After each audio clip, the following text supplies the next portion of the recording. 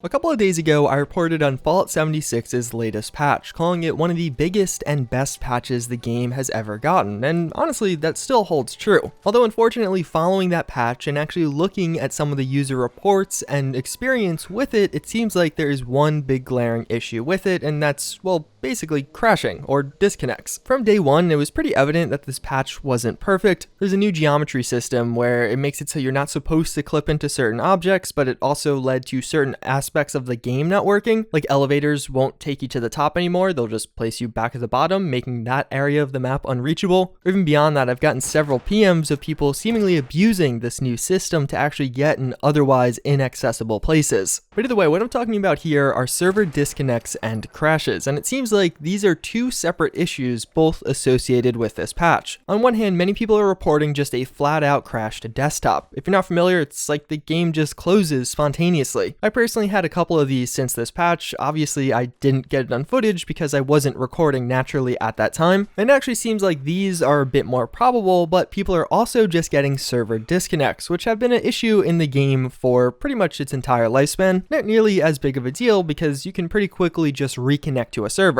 Although for the users actually suffering from either of these, or both of these even, something that has become quite noticeable is how often Fallout 76 saves. It seems like these servers save your progress roughly every 10 minutes, so considering the rate of some of these crashes are so high for some players, they're getting quite a few mini rollbacks, basically pushing their progress back by a couple of minutes each time they crash. As far as how widespread this problem is, it's hard to actually get a concrete number, but if you go on any of the major forums or just places to talk about Fallout 76, you've probably seen at least some posts about it. Numerous users on the official Bethesda forums and even the Fallout 76 subreddit are posting about how they've been either crashing to desktop or getting more consistent server disconnects. Some of these reporting over 1 crash per hour and even some like more than 2 per hour. Other people reporting less than 1 crash per hour, and I'd say the average after me doing a bunch of reading on this is probably somewhere in between those two numbers. Although some of the people that were trying to say this affects like 50% of the community, definitely not. It seems like it actually only affects a very specific subset. Like I wouldn't necessarily call it a widespread issue, but I would call it a major issue because it makes the game almost unplayable for those affected. So even if it's only affecting 5 to 10% of people, that's a pretty big problem. But again, I don't actually know what percentage of users are affected by this. That's one of the interesting or rather odd parts about this patch though. Some people do have better performance and less issues overall, while other people do have more issues. For me personally, I actually noticed almost immediately additional issues with the game. Obviously, there was a ton of bug fixes, but as far as my personal performance went, following the patch, I definitely have had overall more lag, and you could even see it in some of my footage. I was just at an oddly low FPS at that time. I don't have the concrete numbers, but if you compare it to a traditional clip, it's not nearly as smooth as I normally play. And this coming from someone that typically gets 80 to 90 FPS at all times without much of an issue, where here I'm clearly under 60. I'm not even quite sure the disconnecting and crashing issues are connected to the lag issues, but either way, it seems like all of this is fairly widespread and enough that Bethesda should respond, which is mainly the reason I wanted to make this video, to bring attention to this.